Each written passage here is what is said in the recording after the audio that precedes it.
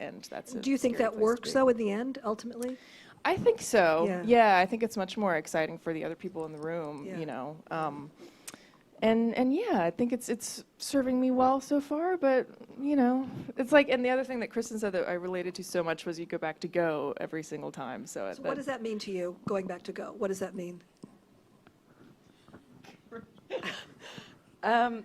You know, I think that as an actor, unlike other professions where, you know, you study and you work so hard, and, you know, for me, I left college when I was 21, and I had an agent, you know, and that's why I left college, and I started working right away, and, you know, I really felt like, you know, I had built all these relationships and I had worked so hard, and I was always surprised that no matter what I did and no matter what audition I gave and how many people said they love my work or whatever, or how many, you know, I always, you know, I always went back to stage one, where after I was done with the job, I was back fighting with all the chicks that I beat out for the last job, for this job, and it was all the same. And it didn't, because the truth is, I mean, the reality is, and the thing that I really understand about it, is that it is always different every time. I mean, not every person is right for every single thing. And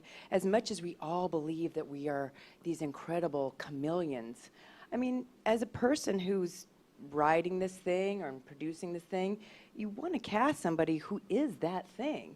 And I can't be everything. I can play everything. I mean, in here, I play everything. Yeah. But the reality is, I'm born to this vessel, and I am who I am. And so I have to prove that every single time. And what does that feel like? There's the ego, which is probably the greatest enemy of all of us. But how does that feel, having to go back in after you've had success and you've worked for it in a period of time, and then you got to go back to zero and go into that room?